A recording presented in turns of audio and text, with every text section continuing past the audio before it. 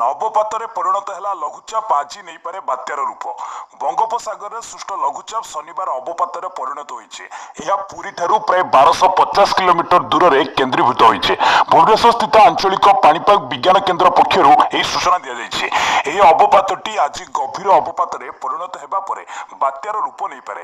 ସମ୍ଭାବ୍ୟ ବାତ୍ୟା ଉତ୍ତର ପଶ୍ଚିମ ଦିଗରେ ଗତି କରି 10 ତାରିଖ ସନ୍ଧ୍ୟା ସୁଦ୍ଧା ଉତ୍ତର ଆନ୍ଧ୍ରପ୍ରଦେଶ ଓ ଓଡ଼ିଶା ଉପକୂଳରେ ପହଞ୍ଚିବ। ତାପରେ ଏହା ଦିଗ ପରିବର୍ତ୍ତନ କରିବ। ସମ୍ଭାବ୍ୟ ବାତ୍ୟା ଏଠାରୁ ଉତ୍ତର ଉତ୍ତର ପୂର୍ବ ଦିଗକୁ ଗତି କରିବ। ଆଇଏମଡି ଡିସି ମୃତ୍ୟୁଞ୍ଜୟ ମହାପାତ୍ର କହିଛନ୍ତି, ସମ୍ଭାବ୍ୟ ବାତ୍ୟା ଲ୍ୟାଣ୍ଡଫଲ୍ କରିବନି। ଦିଗ ବଦଳାଇବା ପରେ ବାତ୍ୟା ଆଉ ସ୍ଥଳଭାଗ ଛୁଇଁବ ନାହିଁ। ସ୍ଥଳଭାଗ ଛୁଇଁବନି ବାତ୍ୟା 10 ସନ୍ଧ୍ୟାରୁ ବର୍ଷା ଛେଚିବ। ପୂର୍ବ କେନ୍ଦ୍ରୀୟ ବଙ୍ଗୋପସାଗରରେ ସୃଷ୍ଟି ହେବାକୁ ଥିବା ସମ୍ଭାବ୍ୟ ବାତ୍ୟା ସ୍ଥଳଭାଗ ଛୁଇଁବନି ବୋଲି ପୂର୍ବାନୁମାନ କରିଛନ୍ତି ଭାରତୀୟ ପାଣିପାଗ ବିଭାଗର ବରିଷ୍ଠ ବୈଜ୍ଞାନିକ ଆର୍କେ ଜେନାମଣି। 8 ତାରିଖ ସନ୍ଧ୍ୟା ସୁଦ୍ଧା ଏହି ଅବପାତ ଅଧିକ ଘନୀଭୂତ ହୋଇ ପୂର୍ବ କେନ୍ଦ୍ରୀୟ ବଙ୍ଗୋପସାଗର ଉପରେ ବାତ୍ୟାର ପରିଣତ ହେବ। ବାତ୍ୟାରେ ପରିଣତ ହେବା ପରେ ଏହା ଉତ୍ତର ପଶ୍ଚିମ ଦିଗରେ ଗତି କରିବ। ବାତ୍ୟା ଲ୍ୟାଣ୍ଡଫଲ୍ କରିବାକୁ ନଥିଲେ ହେଁ 10 ସନ୍ଧ୍ୟା ପରେ ଉପକୂଳ ଓଡ଼ିଶାରେ ବର୍ଷା ଆରମ୍ଭ ହେବ। ବିଶେଷ କରି ଗଞ୍ଜାମ, ଗଜପତି, ଖୋର୍ଦ୍ଧା, ଜଗତସିଂହପୁର, ପୁରୀରେ ପ୍ରବଳ ବର୍ଷା ହେବ।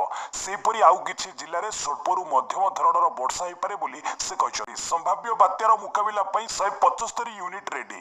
ସମ୍ଭାବ୍ୟ ବାତ୍ୟାର ମୁକାବିଲା ପାଇଁ ଆମେ ସମ୍ପୂର୍ଣ୍ଣ ପ୍ରସ୍ତୁତ। ରାଜ୍ୟ ସରକାରଙ୍କ ନିର୍ଦ୍ଦେଶ ଅନୁସାରେ ସମ୍ଭାବ୍ୟ ବାତ୍ୟାରେ ଜିରୋ କାଜୁଆଲିଟିକୁ ଗୁରୁତ୍ୱ ଦେଉଛୁ।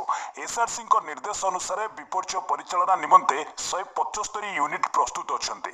ବାତ୍ୟାର ଗତିପଥ ତଥା କେଉଁଠି ଲ୍ୟାଣ୍ଡଫଲ୍ କରିବ ଜଣାପଡ଼ିଲେ ସେମାନଙ୍କୁ ତୁରନ୍ତ ଗନ୍ତବ୍ୟସ୍ଥଳ ଅଭିମୁଖେ ପଠାଯିବ ବୋଲି କହିଛନ୍ତି ଅଗ୍ନିଶମ ଡିଜି ସନ୍ତୋଷ ଉପାଧ୍ୟାୟ। ଓଡ଼ିଶା ସରକାରଙ୍କ ତରଫରୁ ଅଗ୍ନିଶମ ବିଭାଗକୁ ବେଶ୍ କ୍ରିୟାଶୀଳ କରାଯାଇଛି। ବିପର୍ଯ୍ୟୟ ପରିଚାଳନା ନିମନ୍ତେ ଅନ୍ତର୍ଜାତୀୟ ସ୍ତରରେ ବ୍ୟବହୃତ ହେଉଥିବା ସରଞ୍ଜାମ ଆଣିବାକୁ ପ୍ରସ୍ତୁତି ଚାଲିଛି ବୋଲି କହିଛନ୍ତି। ଓଡ଼ିଶା ଛୁଇଁବ ନାହିଁ ବାତ୍ୟା, ତଥାପି ସରକାର ପ୍ରସ୍ତୁତ, କହିଲେ ଏସ୍ଆର୍ସି। ଓଡ଼ିଶା ପ୍ରତି କୌଣସି ବିପଦ ନାହିଁ ବୋଲି ରାଜ୍ୟ ସ୍ୱତନ୍ତ୍ର ରିଲିଫ୍ କମିଶନର ପ୍ରଦୀପ କୁମାର ଜେନା କହିଛନ୍ତି। ତଥାପି ସମ୍ଭାବ୍ୟ ବାତ୍ୟାର ମୁକାବିଲା ପାଇଁ ରାଜ୍ୟ ସରକାର ସମ୍ପୂର୍ଣ୍ଣ ପ୍ରସ୍ତୁତ ରହିଛନ୍ତି।